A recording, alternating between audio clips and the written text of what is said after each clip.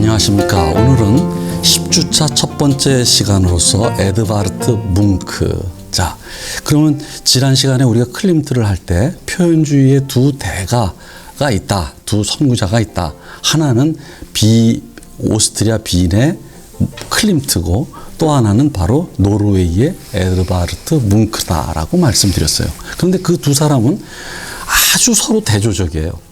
하나가 클림트가 에로스를 그림으로 표현했다면 뭉크는 뭐냐면 죽음, 타나토스를 그림으로 표현합니다.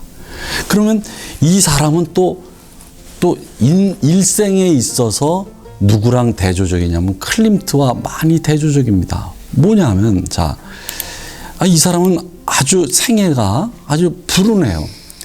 어려서 5살 때 어머니가 죽어요. 거기다가 결핵으로 죽지 누나가 죽어요. 그런 다음에 아버지는 점점 뭐냐면 광적으로 변해서 이제 자식들을 막 폭력을 씁니다. 그런데다가 그렇게 유일하게 남은 형제들을 다 죽고 형제들 다 죽고 아버지는 폭력이 되고 그 다음에 5 형제 중에 유일하게 남은 남동생이 또 죽어요. 그러니까 이 사람은 일생 자체가 죽음으로 둘러싸여 있었어요. 그리고 폭력에 둘러싸여 있었고, 그러니까 클림트와 대조적이 될 수밖에 없고, 그리고 대개 북부 쪽으로 가면 우울합니다. 밤이 길고, 그 다음에 겨울이 길고, 그리고 아주 그냥 뭐냐면 안개와 이렇게 습하니까 아주 우울해. 그러니까 지역적으로도 그렇고, 그런 의미에서 완전히 뭉크는 죽음을 표현한 그런 작가가 될 수밖에 없었다. 그런 얘기입니다. 그런데 이 사람은 사실 이상하게 오래 살아요. 그러니까 그래서 오래 살아서 그렇게 죽음의 적이 되면서도 굉장히 오래 살아서 이제 사실은 나중에는 이 사람도 완전히 대가의 반열에 든다. 그러니까 아까도 말씀드렸지만 이 사람도 1944년까지 아주 클림트가 죽은 다음에도 한 25년 이상을 더 살았어요. 그러니까 이 사람이야말로 어떤 의미에선 엄격한 의미에서 표현주의자고 끝까지 남은 표현주의로 끝까지 남은 유일한 작가라고 말을 할 수가 있다는 겁니다. 자, 이제 이 사람의 그림으로 들어갑시다. 늘 말씀드리지만 백문이 불여일견이라 한번 직접 보는 겁니다. 자, 그럼 이제 여러분 딱 보면 그냥 금방 아십니다. 자, 병든 아이예요. 이 그림을 그냥 보시면 제가 설명할 거리가 없어요. 무엇일까요? 딸이 죽어가고 있는 겁니다. 거기서 고개를 숙이고 있어요, 어머니가. 여러분들 제일 고통스러운 것은 바로 자식의 죽음입니다. 사실은 부모는 죽으면 땅에 묻지만 자식이 죽으면 어떻게 돼요? 가슴에 묻는다.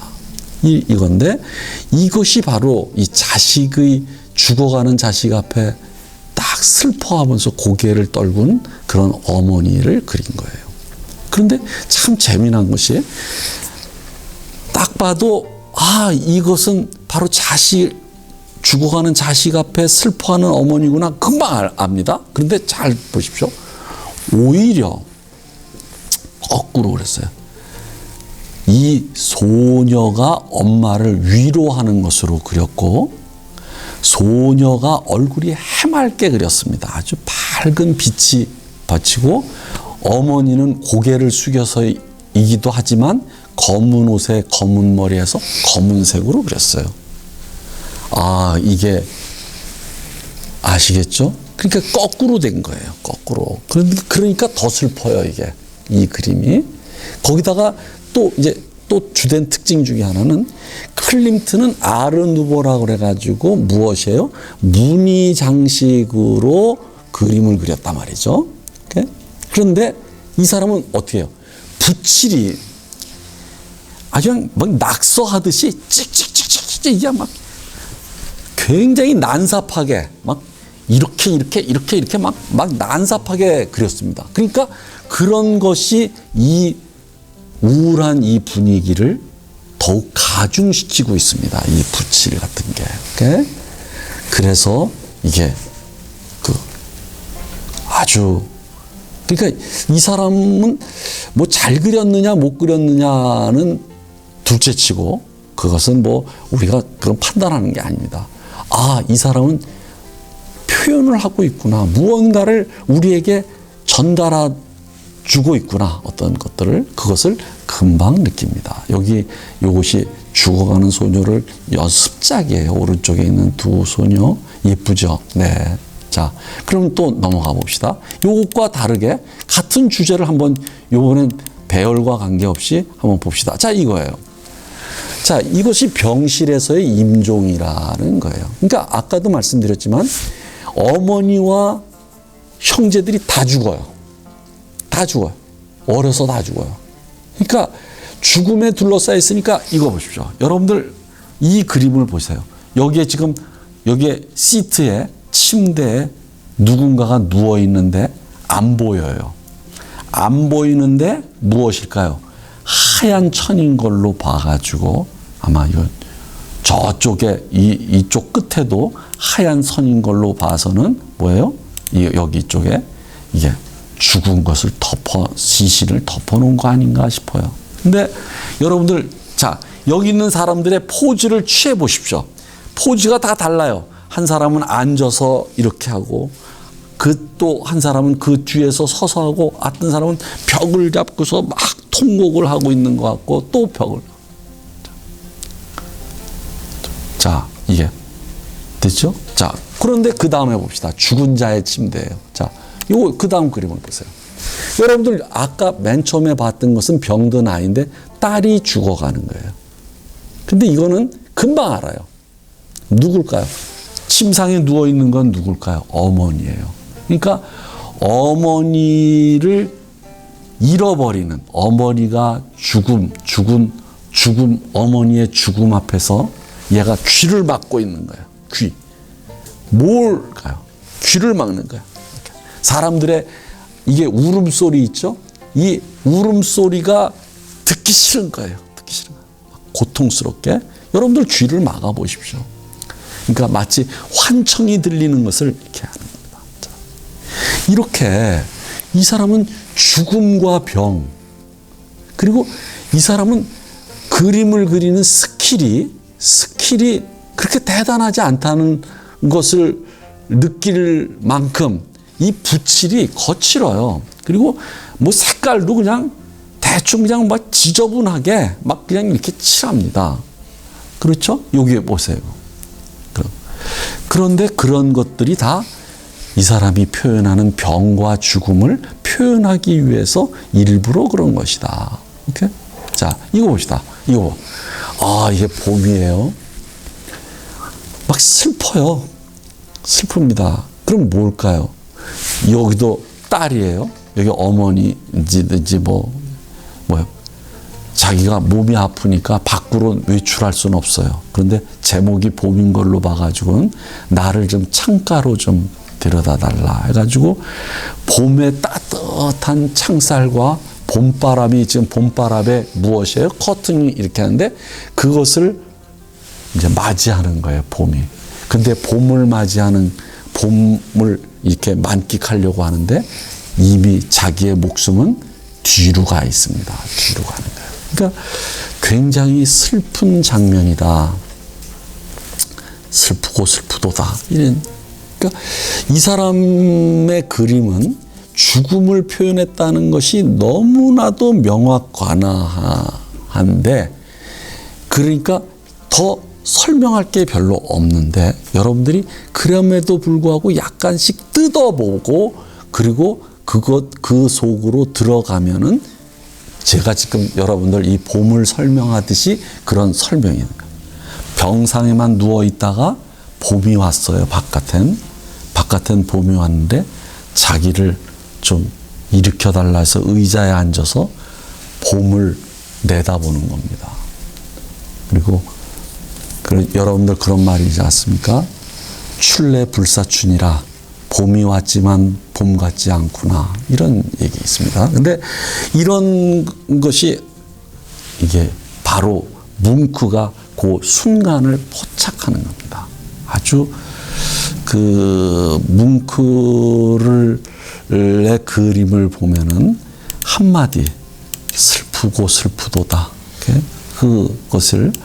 그것을 잘 표현하고 있다. 자, 넘어갑시다. 이제 두 번째로 자, 이게 카를 요한의 저녁이에요. 참.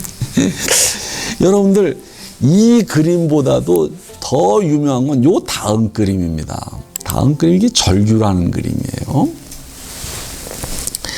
이 절규라는 그림인데요. 여러분들 잘 보십시오. 여러분들 동일시를 한번 해보세요. 자, 이 남자가 지금 뭐냐면은 눈이 이만하고 이렇게 동그래졌고 그냥 가운데 수정체가 그냥 까만 점이 하나 딱 찍혀 있고 입은 쫙 벌리고 있고 귀를 막고 있어요. 근데 제목은 절규야. 절규한다는 것은 막 외치는 거 아니에요? 근데 귀를 막고 있어요. 제가 보건대는 이것은 환청을 그린 것이 아닌가 해요. 그러니까 막 공포와 불안과 공포에 떨면서 이 소리를 막고 있는 것이 아닌가. 그런데 그것을 무엇을 알 수 있느냐면 뒤에 두 사람이 이 사람을 뒤따라옵니다. 이런 것을 뭐라고 하는지 아십니까? 누가 나를 미행하는 것 같아. 아무것도 미행하지 않는데. 이것을 박해망상이라고 하는 건데요. 일종의 피해망상입니다. 피해망상의 환청이 이제 뒤에 두 사람이 죽음의 마치 신처럼 죽음의 사자가 뒤따라오는 거죠. 거기다가 보십시오. 이 구도는 간단해요. 바로 지난 시간에 했던 누구의 쇠라의 구도예요. 딱 이렇게 해야 돼요. 그러나 여러분들 요번에 붓칠을 잘 보십시오. 이 사람이 아까 병든 아이에서는 막 이렇게 난삽하게 칠했는데 여기서는 뭐예요? 하늘의 기운이 여러분들 이런 거 있지 않습니까? 얘네들은 밤이 길어요. 그러면 이 저녁에 이 노을 같은 게 북구에 가면은 오로라도 있고 이게 끈적끈적한 어떤 붉은 게 끈적끈적하게 느리게 흘러가는 거예요. 거기다가 이쪽으로 흘러내려옵니다. 빙하 같은 것이 이렇게 여기서 저쪽에서부터 산에서부터 이렇게 끈적끈적하게 빙하가 느리게 아주 느리게 지금은 이제 빙하가 흐르는 속도가 빨라졌다고 하죠. 원래가 빙하가 흐르는 속도가 1년에 1m, 10m 그거밖에 전진 안 해요. 이 흘러내리는 게. 이게 그것을 이렇게 그렸는데 굉장히 빠르게 그렸습니다. 이쪽으로 올수록 앞쪽으로 올수록 굉장히 빠른 유속을 나타내요. 이거 봅시다. 이것도 굉장히 선을 쫙 그렸는데 원근법으로 쫙 뒤로다가 굉장히 빠른 속도로 가는 것 같지 않습니까? 이쪽에 이 다리의 이 선은 직선이 빠르게 흐르고 여기 느리게 흐르고 다시 이쪽으로 느리게 왔다가 이쪽으로 빨리 옵니다. 빨리 흐르게. 붓칠을 그렇게 했어요. 그런 것들이 전체적으로 이게 속도에 의해 가지고 그런 불안을 이게 그리고 있다. 자, 오른쪽을 봅시다. 오른쪽과 왼쪽이 똑같아요. 구도도 똑같고 이런 하늘의 저기고 그다음에 이 다리의 이 속도 이거 다 똑같아요. 단지 두 가지 점만 다르고 있어요. 이 사람은 귀를 안 막고 고개를 숙이고 있어요. 그리고 두 사람은 반대 방향으로 가고 있어요. 그런데 제목이 절망이에요. 뭔가가 이 사람들과의 어떤 협상이라든지 거래가 안 됐거나 그런 식으로 절망하는 거예요. 그러나 뭐 그렇게 볼 수도 있지만 두 사람이 자기를 일종의 배반하거나 자기를 떠나는 겁니다. 그러면서 여기서 절망이라는 주제를 표현하고 있다. 자, 그러면 이제 다시 이쪽으로 가봅시다. 다시 그 다음 거를 칼을 요한의 그걸 보기 전에 요번에는 잘 보세요. 요번에는 많은 사람들이 오는데 많은 사람들이 다 해골이 됐어. 그런데 그 해골 자체가 무엇이에요? 그냥 아까 그 절규의 이 얼굴 있지 않습니까? 요 입만 안 벌렸을 뿐이지 요 눈 있지 않습니까? 요게 눈. 그리고 이게 완전히 해골처럼 이렇게 됐어요. 해골 바가지에 눈동자를 이렇게 까만 점 하나를 찍었어요. 그러니까 뭔가 무슨 느낌이냐? 죽음의 사자, 죽음의 유령, 이런 것들이 집단적으로 나를 향해서 오는 것 같아요. 자, 이런 식으로 발전합니다. 이제 절규, 절망 이렇게 하는데 이제 다시 카를 요한으로 가봅시다. 이제 이것을 종합적으로 보고 나서 카를 요한의 저녁이라는 이 그림을 보면은 금방 알게 돼요. 아, 이 사람들이 뭔가가 이렇게 앞쪽으로 오고 있고 이쪽 사람들은 저쪽으로 가고 있어요. 그런데 다들 불안과 죽음과 뭔가 하여간 이 사람은 죽음을 그렸다고도 말할 수 있지만 하여간 불안을 그립니다. 여러분들 이 밤거리에 한번 가보십시오. 그러면 뭔가가 어떤 침묵이 흐르면서 침묵하는 가운데 집단적으로 쫙 뭔가가 오는데 사람들이 지쳐 보이기도 하지만 뭐냐면 죽음을 향해서 간다. 그러면 여러분들 하늘을 한번 보십시오. 여러분들 이 하늘 보니까 떠오르는 거 없습니까? 그 고흐의 스타리 나이트 있지 않습니까? 거기에서 노란색과 파란색이 강렬하게 대조적이었죠. 바로 요 고흐의 하늘이에요. 고흐의 하늘색과 비슷해요.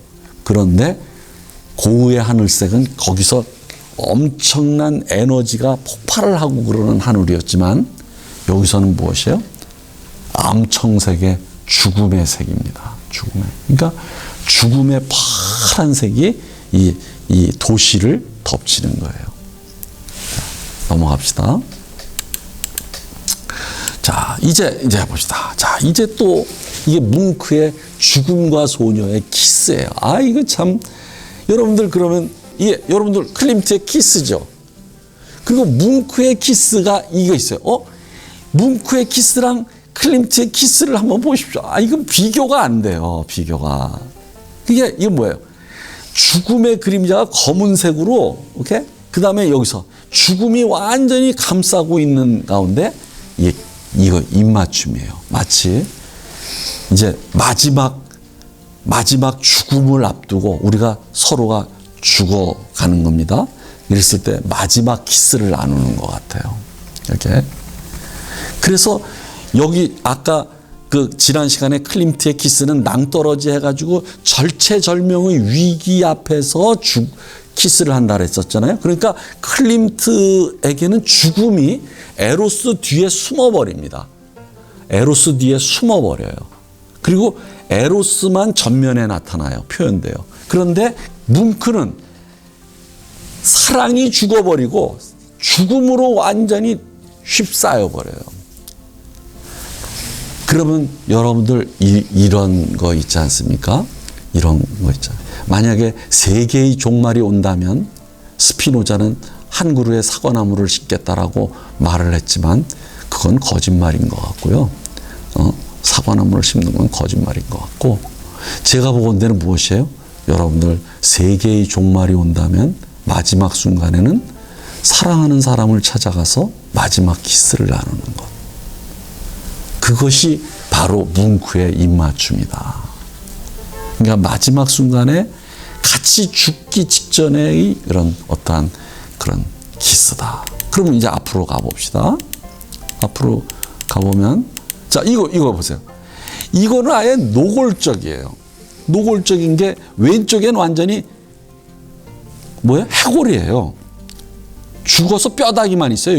여기 다리가랑이 여자의 다리가랑이 있어요. 이거 나와 있잖아요. 이거 뼈다귀예요. 죽음이에요. 이게 죽음. 그리고 여자는 그 죽은 그 뼈다귀와 뼈다귀만 나오고 키스를 하는 겁니다. 이게 죽음과 에로스가 죽음의 남자와 해골과 아주 생명력이 넘치는, 그리고 굉장히 그 둔부를 초점을 맞추고 있죠. 이것을 사랑을 나누는 거예요. 그러니까 죽음과 사랑을, 죽음과 키스를, 이런 얘기죠. 그런데 참 재미난 것 중에 하나는 이 옆쪽에 이 그림을 그렸지 않았습니까? 이게 바로 정자예요. 이게 그 태아예요, 태아. 그러니까 태아의 생명력을 이렇게 그렸어요. 그리고 이 붓질을 한번 보십시오. 막 피가 흐르는 것 같지 않습니까? 이게 피가 흐르고 막 난삽해요. 자, 이게 뭉크의 죽음과 소녀다. 죽음과 키스하는 소녀. 자, 그러면 오른쪽에 에곤 실러입니다. 에곤 실러. 죽음과 소녀예요. 제가 지난 시간에 클림트를 하면서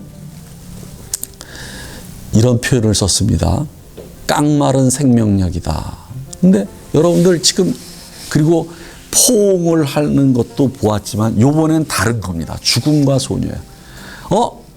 남자는 죽은 것 같아요. 까매요. 그리고 색칠도, 이 색감도 완벽하게 독창적이에요. 에곤 실레의 색은. 그런데 여자의 팔을 한번 보십시오. 이게 팔. 이게 가늘다 가는 것이 아니라 이것은 마치 아주 그냥 얇은 뭐라 그럴까, 가시처럼 앙상하죠. 그런데 거기서 뭔가가 우리 인간의 사랑을 나누는 것 같아. 그 절박하게, 이렇게 절박하게 그런 사랑을 나누는 것 같아. 대단한 그림입니다. 자, 넘어갑시다. 자, 그러면 요번엔 사랑과 고통에, 이 사람은 뭐 안 봐도 알아요. 안 봐도 압니다. 설명 안 해도 안다는 말입니다. 자, 그러면 이것도 뭐예요? 배경은 까매요. 까만데 여자가 남자는 여자에게 품에 고개를 숙이고 있고, 뭐냐면 이거예요. 그리고 여자는 그것을 이렇게 감싸고 있어요. 뭘까요? 사랑을 하는데 둘 다 뭔가가 고통스러웠고, 오케이? 그런데 여자의 머리카락을 한번 보십시오. 머리카락이 피가 찐득찐득하지 않습니까? 피가 흐를 때는 찐득찐득하게 흐릅니다. 그러니까 피가 흐르듯이 이렇게 했습니다. 그러니까 피는 생명의 근원이에요. 생명을 전달하는 거예요. 그런데 그것이 마치 고통스럽게 흐르는 것 같아요. 이 피가. 이게 죽음과 사랑과 고통이라고 하는, 그러니까 마치 귀신 바가지 보는 것 같지 않습니까? 귀신. 자, 넘어갑시다. 자, 이것은 사춘기는 그 클림트를 할 때 했어요. 그런데 제가 봅시다. 지난 시간에 제가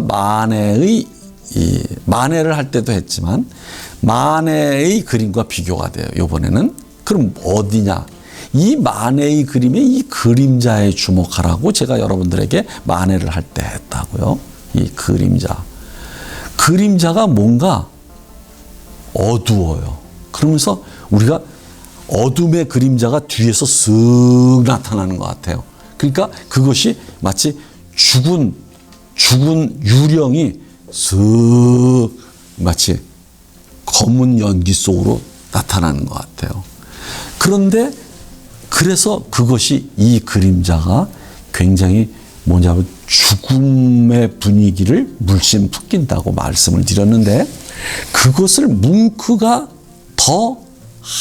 아주 더 확대해서, 과장해서, 이거는 그림자가 아니라 무엇이에요? 오히려 머리카락 같죠? 아예. 머리카락. 그리고 이걸 굉장히 확대했어요. 그런데 이 머리카락이 흘러내리는데, 머리카락 그림자가 흘러내리는데 이쪽으로 옆구리로 들어가요. 옆구리로 쏙 들어가는 겁니다. 그래서 우리말에 이런 말이 있지 않습니까? 옆구리가 시리다. 이런 말인데 그런 식의 어떤 불안을 사춘기의 불안과 수치심과 이것을 아주 놀랍죠. 그리고 거듭 말씀드리지만 이 사람의 부칠이 거칠고 완전히 뭔가 난삽하게 하는 것은 그런 것은 이런 죽음과 불안과 우울함을 더욱더 가중시키기 위한 것이다. 여기 보십시오. 침대가 하얗지 않고 무엇입니까? 여기에 녹색이 있단 말이죠. 녹색. 요런 것도 아주 포인트입니다. 요런 녹색을 싹 칠하면서 녹색은 생명력인데 여기 보면 약간 지저분한 녹색 이렇게 해가지고 그것이 뭔가 위태로운 녹색 같아요. 위태로운 생명력. 자, 넘어갑시다. 자, 이게 클림트도 그렇고 피카소도 그렇고 여자의 세 시기를 그렸어요. 그 여자의 세 시기입니다. 자, 이거 봅시다. 여러분 지난 시간에 봤던 클림트의 여성의 세 시기. 이건 뭐 설명을 했죠, 제가. 그리고 피카소. 여러분들 보셔서 이 피카소는 이걸 대립을 했어요. 자, 이게 손가락입니다. 여기 왼쪽 손가락으로 가리켜요. 근데 이 전체적인 그림 색조가 청색입니다. 녹색. 그래서 이때의 그림을 피카소의 이때의 그림을 청색 시대라고 얘기를 해요. 그러면 청색 시대는 어떻습니까? 아주 차가운 것과 아울러서 뭐냐면 가난하고 그런 겁니다. 근데 손가락을 가리키는 것은 무엇이냐면 우리가 바로 저렇게 될 거다. 아기를 안고 늙어가는 거예요. 이것을 가리켜. 자, 이쪽으로 가봅시다. 피카소. 자, 여자의 세식이 아주 청순한 머리가 길어요. 그리고 여성이에요. 소녀인데 이 여자가 이렇게 변해가는 겁니다. 이렇게 변하는데 여러분들이 지금 이 그림에서 잘 보면은 그림을 확대해서 보면은 무엇이냐면 여기에 이제 맨스를 하는지 피가 흘러나옵니다. 이렇게 피가 흘러나오고 그 다음에 오른쪽으로 가요. 그러면 점점 어두워져요. 어두워지고 이게 뭐예요? 이 얼굴을 완전히 숙이고 우울하고 불안해요. 그런데 여기 봅시다. 이게 피예요. 피가 오케이 뭐냐면 검붉지 않습니까? 검붉은 피가 이렇게 흘러나와요. 이게. 아까도 그랬지만은 이 피가 생명력이면서 이게 죽음입니다. 검붉은 이 피가. 예. 그래서 자, 검붉은. 자, 넘어갑시다. 자, 이거 봅시다. 이게 마돈나예요. 마돈나는 성모 마리아를 말하는 거예요. 마돈나라는 가수 배우 있지 않았나? 미국에요? 그래, 자, 이 마돈나가 성모 마리아를 말하는 겁니다. 성모 마리아를 이런 식으로 그렸어? 이렇게 되는 겁니다. 우리는 성모 마리아는 아주 성스럽고 아주 뭐랄까 그 아름다운 성심을 가지고 있고 이런 걸 하잖아요. 그런데 여러분들 이 표정을 지으면서 한번 해보시죠. 자, 그럼 이게 묘한 건데 머리 위에 핏빛 모자를 썼어요. 그리고 이쪽은 이게 정자예요. 정자가 이렇게 흐르고 있어요. 그리고 요것은 어떤 죽은 아이예요. 죽은 아이. 이렇게 해서 여기서 이렇게 흐르는데 이쪽 그림은 더 합니다. 뭐냐면 아까 절규에서처럼 말이죠. 뭔가 끈끈한 기운 같은 것이 이렇게 흘러요. 이렇게 막 흐르는데 그 흐름에 맞추어서 이 성모 마리아가 몸을 틉니다. 자, 해보세요. 여러분들. 자, 이렇게 해보세요. 자, 춤을 추고 있는 거예요. 이게 약간 춤을 추면서 그리고 얼굴을 감아보면 죽음이 가미된 뭔가 약간 오르가즘 상태가 됩니다. 이게 죽음에. 그래서 실제로 죽기 바로 직전에는 희열이 온다라고 그래요. 희열이 온다. 그것을 보통 여러분들 성냥팔이 소녀 있지 않습니까? 성냥팔이 소녀라는 동화를 읽어보면 그가 추위에 추위에 막 무엇을 해요? 이렇게 성냥불을 켜서 이렇게 했어요. 근데 사람들이 아침에 와서 얼어 죽었는데 사람들이 마지막 말이 뭔지 알아요? 저 소녀가 웃고 있네, 이런 겁니다. 웃고 있네. 그러니까 뭐냐면 환각이 오는데 바깥은 추울 때 안에서 따뜻한 환각이 일어난다는 거예요. 죽게 될 때. 그러면서 환각의 시열. 그러니까 이게 약간 오르가즘적인 아주 에로틱한 표정을 지으면서 죽음의 그림자가 이렇게 휩싸입니다. 뭐랄까, 이것을 뭐랄까, 죽음의 시열이라고 할까, 죽음의 맛이라고 할까, 이런 것을 성모 마리아를 그렇게 그렸어요. 아마 뭉크가 그래도 19세기 말서부터 20세기 전반기까지 활약을 해서 그렇지, 이것을 만약에 옛날에 중세시대 때 그랬다면 이거 어떻게 됩니까? 이거 완전히 파문당하고 화형당할 거죠, 이게. 그렇습니다. 자, 넘어갑시다. 그래서 나는 이것을 보면서 이런 생각이 들어요. 이 사람이 지금 죽음의 탱고를 추고 있다. 탱고라는 춤 아시죠? 죽음의 탱고. 자, 넘어갑시다. 이제 갑시다. 자, 이게 왼쪽 그림이 질투라는 그림이에요. 질투. 오케이? 질투. 그러면 여러분들 질투, 그냥 제목을 안 봐도 질투하는 걸 알겠죠? 이게 뭐냐면 남녀가 서로 사랑을 나누면서 과일을 따고 꽃도 따고 하면서 이렇게 꽃을 따서 건네주는 거예요. 근데 이 사람 얼굴 봅시다. 눈이 커졌어요. 커지면서 뭐냐면 이 사람, 이 두 남녀의 사랑을 생각하는 거예요. 그러면서 그냥 아주 눈이 무서워졌어요. 공격적이고 질투 어린 눈이 됐다 이거죠. 아주 살기 어린 눈이 됐어요. 자, 이게 바로 질투. 그 오른쪽으로 갑시다.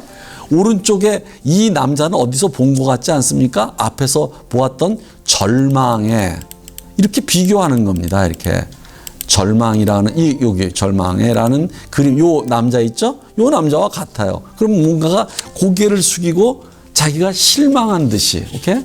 뭔가 좌절을 표현하고 있지 않습니까? 그런 것처럼 이쪽에 봅시다.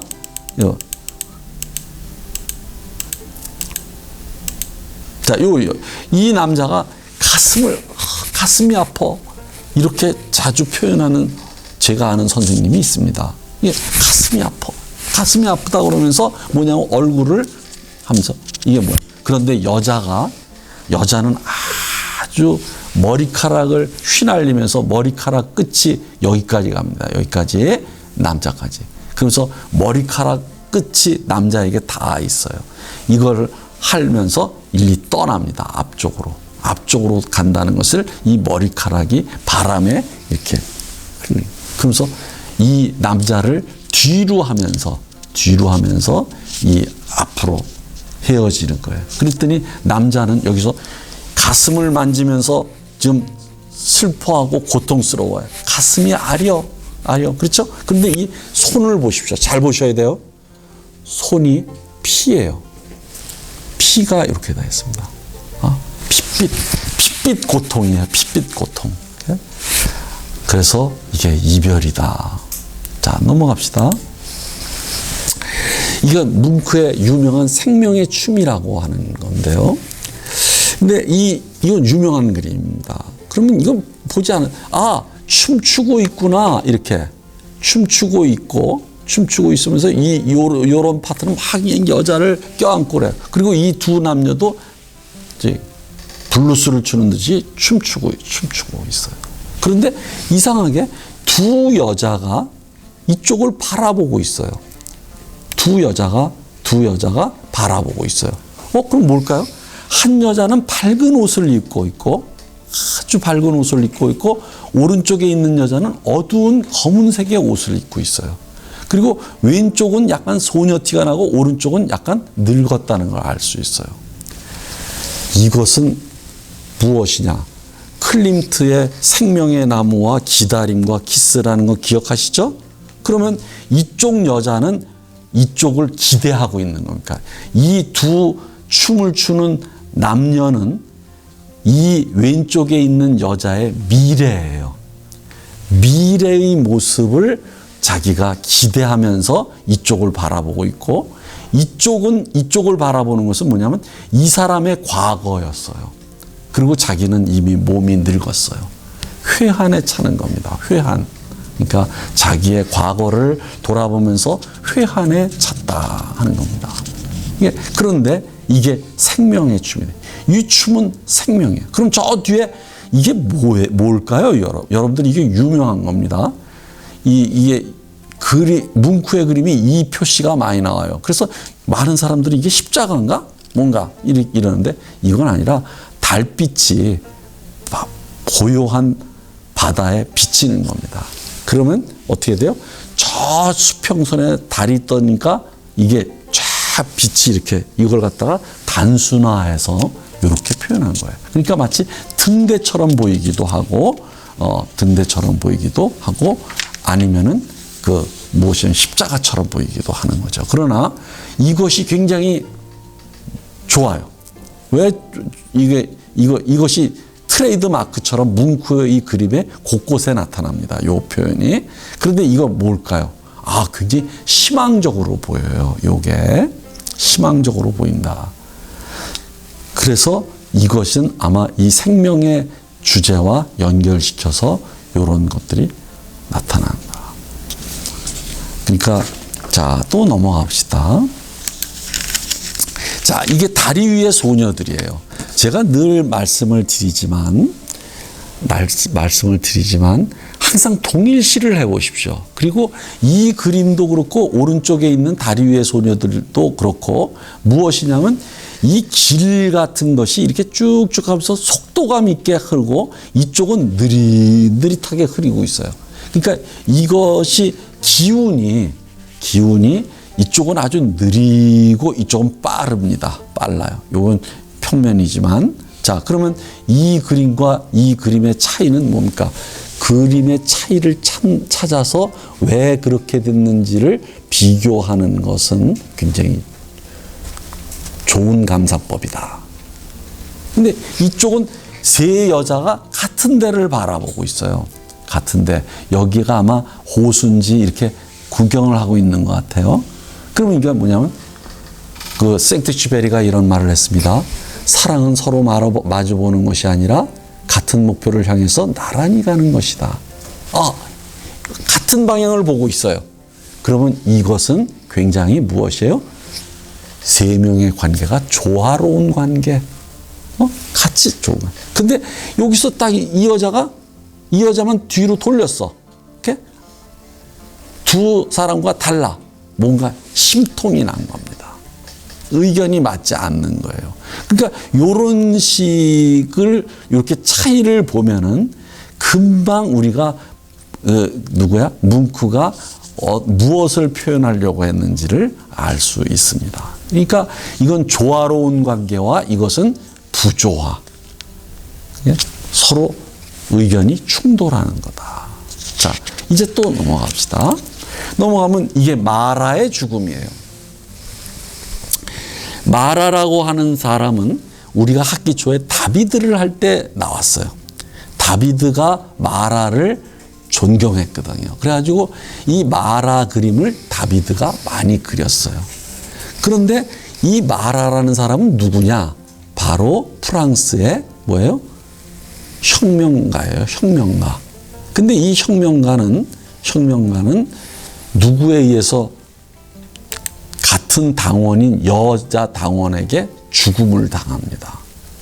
그런데 살해당해요. 그런데 다비드는 그런 이 마라를 살해한 같은 당원의 여자를 그리지 않았어요. 그리고 이 마라에게 바친다라는 제목이에요. 이게 원래가 마라에게 바친다. 근데 제목을 잘못 해석했어요. 마라의 죽음으로.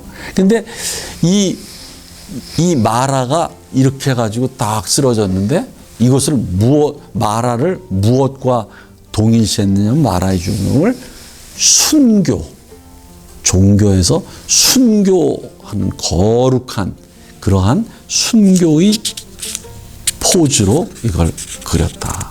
그러니까 마라를 일종의 순교 또는 성자화했다. 그러면서 이를 높였어요.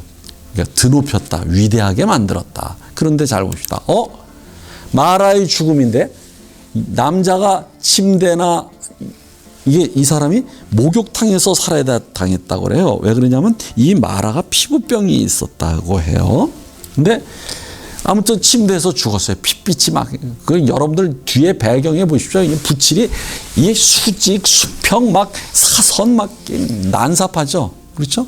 그런데 여기에 남자는 죽어 있고 여자는 빨가벗고 있고 빨가벗은 채로 자기가 정자세로 정면을 향해서 보고 있어요. 뭘까요? 빨가벗었다.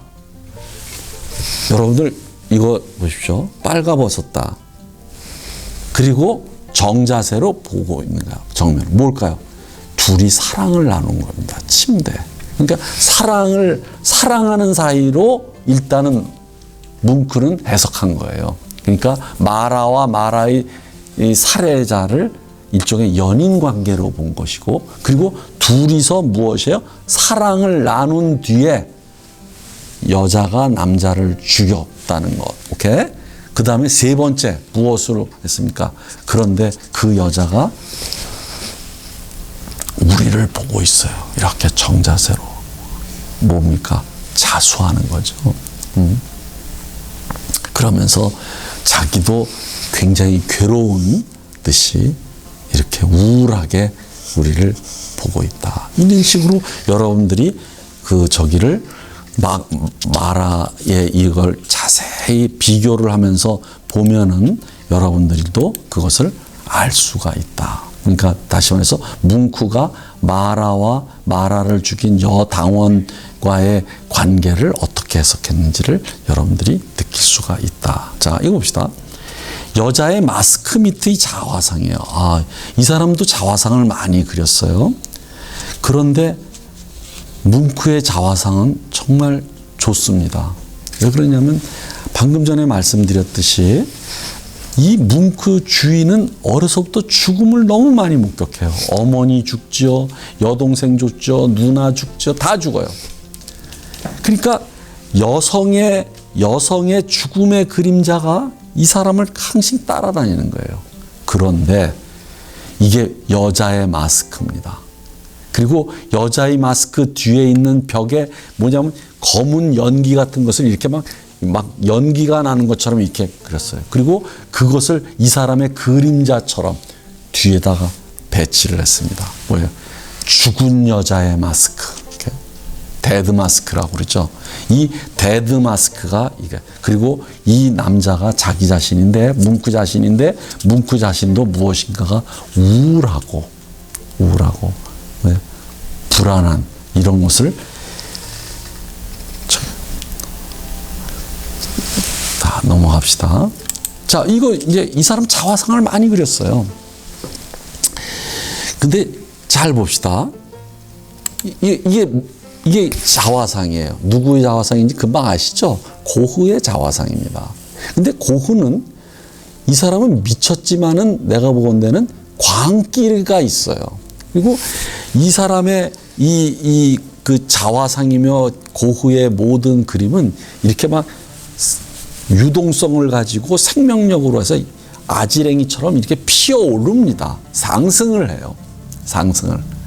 그러니까 이 사람을 그림을 보면은 오히려 어떤 의미에서는 이 정신병자의 그림과는 반대로 우리는 뭐냐면 오히려 삶의 의욕 같은 것을 더 느낄 수가 있어요. 그러나 누구예요?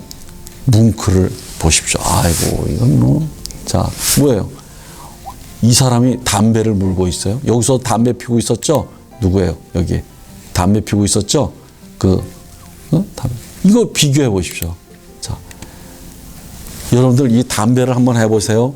여기 이렇게 담배를 이렇게 손가락이 벌어져 있어요. 담배 피려면 이렇게 손가락이 벌어지면 안 됩니다. 그러니까 이 사람이 담배를 이 손가락이 벌어진 것으로 표현하는데 이거는 약간 놀라는 순간입니다. 놀랄 때 담배를 떨어뜨리기 직전 내가 이렇게 잡고 있는 이것이 벌어지면서 그런데 얼굴에서도 뭔가 놀람이에요. 이걸 경악이라고 그러죠. 그런데 뒤에 배경이 검은 그림자가 여기 저승에서의 사화상이에요. 이게 아까 사춘기라는 소녀를 그렸던데 그 뒤에 그림자 있잖아요. 그거 똑같습니다. 아, 이게 저승이에요. 그리고 이것은 레스토랑에서 뭔가 우울해요. 마치 병실에서 저기 와인을 마시는 것 같아요. 아, 이거 와인도 맛이 없겠죠? 이런 맛은. 오케이? 와인도 맛이 없습니다. 와인 맛도 떨어지는 우울이에요.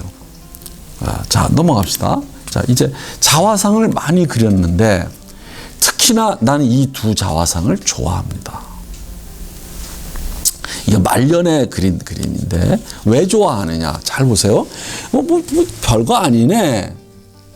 여러분들 그렇게 보면은 안 됩니다. 그러니까 조금 이 사람의 위치에 서 보십시오. 잘 보세요. 자, 이 사람은 뭐예요? 문간에 서 있어요. 그러니까 문이 열고 문 바로 경계선에 서 있어요. 근데 뒤가 밝아요. 뒤가 밝으면서 살림도구가 있고 앞쪽이 어두워요. 근데 어두운 앞쪽을 향해서 있어요. 자, 이거 뭘까요? 일종의 밝은 삶, 그러니까 살아있음을 뒤로 하고 자기는 어두운 죽음으로 나아간다. 이렇게 되는 겁니다. 그래서 인생의 뒤안길이라고 그러죠. 인생을 등 뒤로 보내면서 자기는 어두운 것으로 나갑니다. 자, 근데 그럼 이것도 굉장히 좋은 그림이라고 저는 봅니다. 아주 감동적인 그림이에요. 그럼 이것은 어떻게 그렸느냐면 여기 왼쪽은 빨갛게요. 빨간 것은 정열, 열정을 내게, 생명력을 내게. 그런데 오른쪽은 뭐예요? 바깥이 지금 차가운 얼음이에요. 여러분들 그거 아십니까? 여러분들이 몸이 따뜻하다. 그러면 살아있는 겁니다. 여러분들에게 이런 말씀을 드리면 안 되겠지만 아무튼 어머니가 나의 아버지의 죽음을 알릴 때 첫 마디가 있습니다. 아버지의 몸이 차가워지신다. 이 말이 어머니가 나에게 전한 아버지의 죽음을 알리는 첫 마디였습니다. 여러분들 이것은 나의 경험이에요. 그러니까 차가워지는 이게 차가움입니다. 얼음으로 가는 거예요. 그러니까 이 사람이 그 가운데에 있어요. 경계 열정과 삶에서 차가운 흰색의 얼음으로 이동하는 거죠. 아주 정말 어떻게 이렇게 스킬은 별 대단하지 않아요. 그림의 스킬은. 그러나 대단한 그림이다. 자, 이거 봅시다. 이건 야콥슨 교수의 초상화예요. 뭘 알 수 있습니까? 여러분들이 이제 마티스의 야수파의 연상을 시킵니다. 자, 그 다음에 또 넘어갑시다. 자, 이건 아주 유명한 그림이에요. 여러분들 지금 뭐가 이상하다 그렇지 않습니까? 무엇이 이상할까요? 벽에 불이 타는 것 같아요. 그런데 이 사람은 이걸 이렇게 그렸어요. 여러분들 담쟁이 넝쿨 있죠? 담쟁이의 덩굴풀에 담쟁이 풀 있잖아요. 그게 가을이 돼가지고 빨갛게 단풍을 든 것을 완전히 그냥 불나는 것처럼 뭐예요? 그냥 한 면을 그냥 전부 뭐예요? 그냥 빨간색으로 칠한 겁니다. 그런데다가 마치 약간 유동성을 주면서 그러니까 이게 느리게 움직이도록 이게 붓칠을 느리게 한 거예요. 그런데다가 여기에 길이인 것입니다. 자, 이것도 그럼 뭘까요? 내가 지금 방금 전에 자화상을 할 때 있지 않습니까? 이런 열정과 생명을 뒤로 하고 이 사람은 이제 앞으로 죽음을 향해서 나오는 거예요. 아주 이것도 잘 표현했다. 자, 이거 봅시다. 바닷가의 여자들이에요. 이게 바닷가에 여자가 있는데 무슨 청승맞게 여자가 서 있고 무엇이에요? 옆에 해골이 있어요. 여러분들 바다를 좋아하는 사람은 바다를 너무 많이 보면은 우울증에 걸립니다.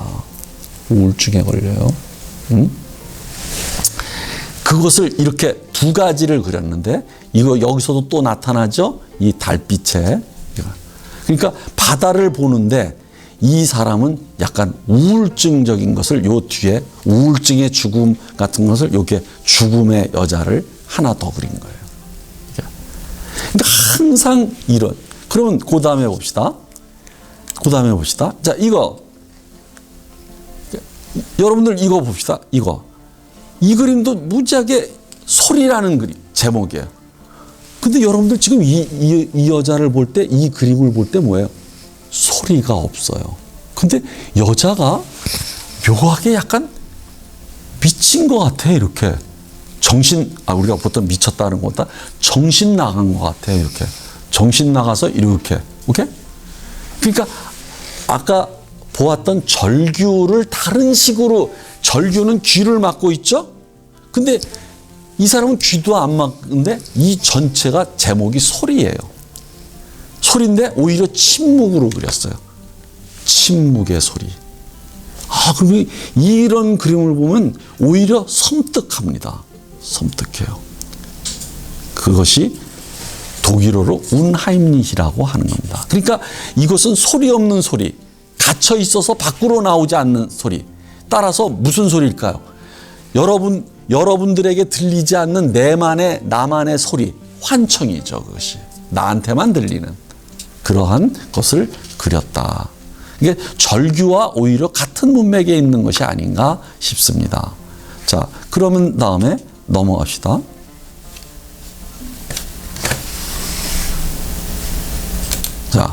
자, 이거 골고다예요. 여러분들 예수가 십자가에 못 박혀 죽는 거죠. 그런데 여러분들 이 절규가 아주 대단한 표현입니다. 어떤 사람은 약간 조소하는 듯하고 어떤 사람은 야유를 퍼붓는 것 같고 어떤 사람은 슬퍼하고 오케이? 그런 것들이 여기에 절절히 흐르고 있어요. 그 흐름이 아주 뒤에 느리게 아주 붉은 기운이 느리게 흐르고 예수는 예수인지 아닌지 고난을 받는지 안 받는지도 모릅니다. 그러나 이 골고다의 이 사람들의 아우성이 가장 각양각색의 포즈로서 이것이 들리는 듯 합니다. 자, 여기까지가 여러분들에게 뭉크의 표현주의를 맛보았습니다. 역시 모든 것은 죽음, 타나토스가 따라다니는 그런 병적인 세계를, 죽음의 세계를 표현하고 있다는 것입니다. 자, 오늘은 여기까지 하고 다음 시간에 다시 뵙겠습니다. 감사합니다.